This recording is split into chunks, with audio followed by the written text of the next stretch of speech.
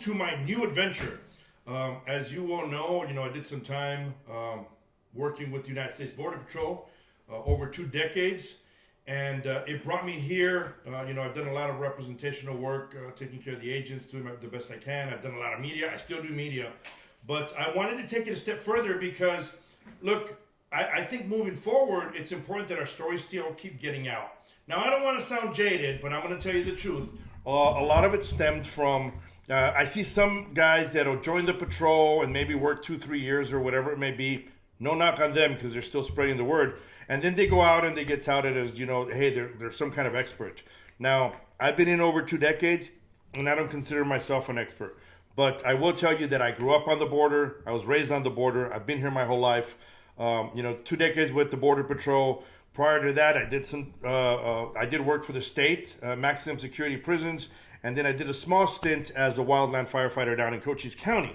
But the reason I'm doing this is because I want to continue to spread the word. I want to continue to have the stories heard, continue for the public to see the reality of what agents do each and every day.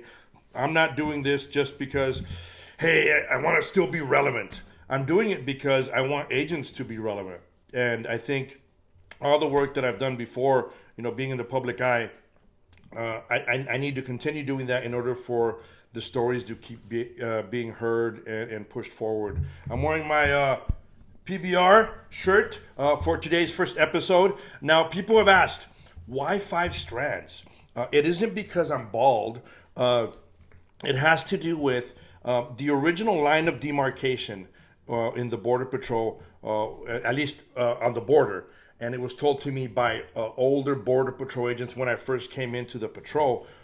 They would tell me that the line of demarcation, and I saw it, okay? It's just not just, they didn't just tell me, they actually showed me. It was 5 strands of barbed wire. So, that's always stuck in my head, since the journeymen would tell us, if you cross 5 strands of barbed wire, you messed up. You got to turn around and come back.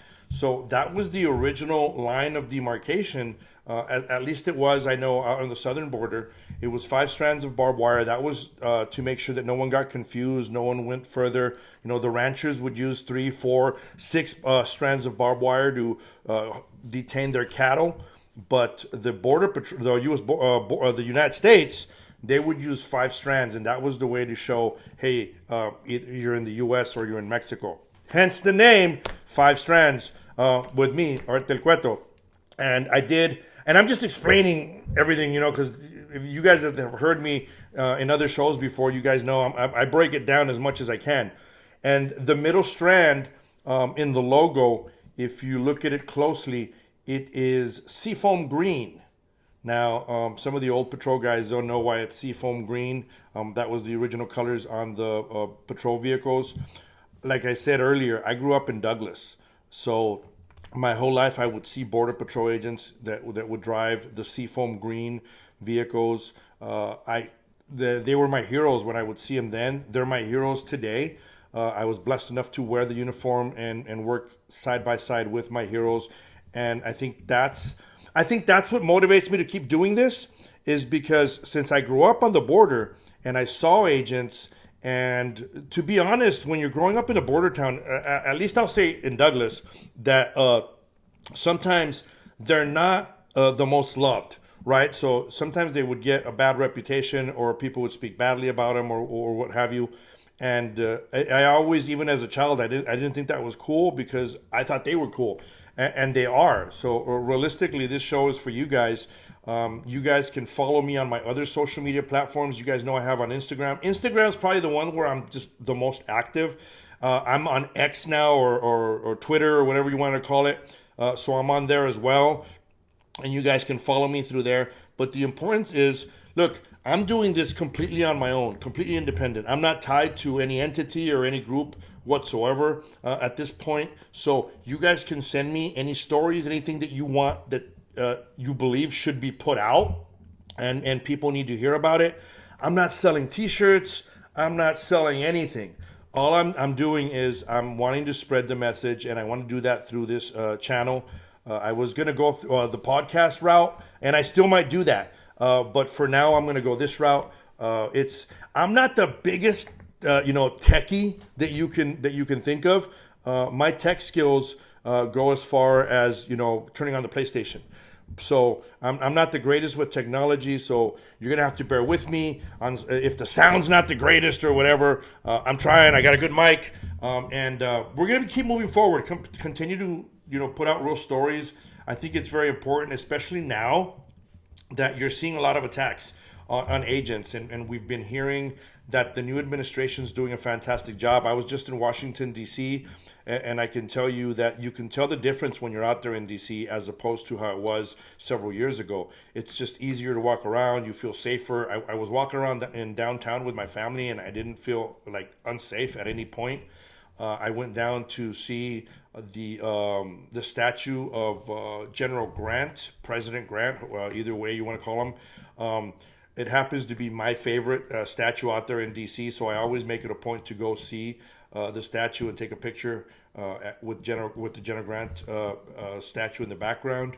And it just happened that I was very busy. I was running around. I'm working with a couple of groups, and I was busy with them, all over the place. So the only time that I truly had to go out there, I got there in the morning, and I was able to see, General Grant. But I went out there at right after midnight. It was probably 1 o'clock in the morning, and I walked from my hotel to the Grant statue, and I felt safe. There was really nobody around. There was police officers in some corners. There was National Guard. Hats off to the National Guard men out there. I think they're doing a fantastic job. What was weird is not weird, but what kind of upsetting is when I was going through the memorials and checking it out. National Guard was out there, and there was some people that would yell at them and tell them, get out of here, go home. We don't want you. And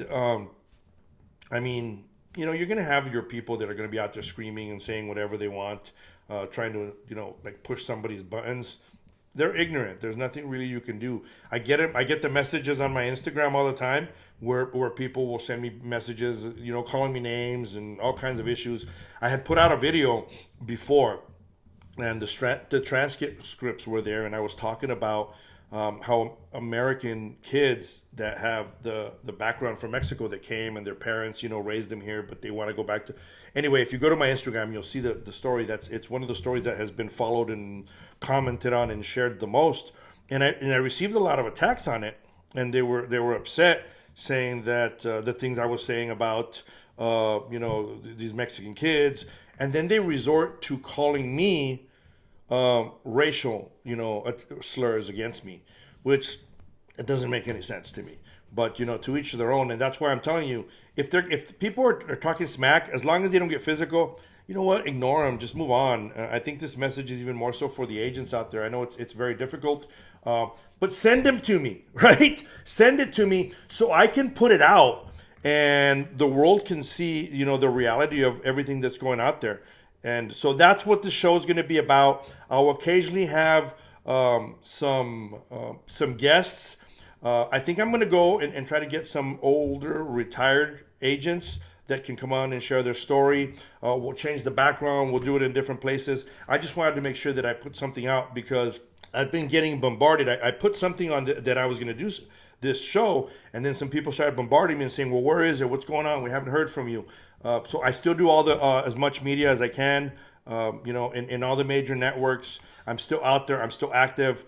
I'm going out there to the field, looking at some of the areas and talking to some of the agents. And I think where it makes a difference now is that moving forward, anything that you guys tell me is completely anonymous.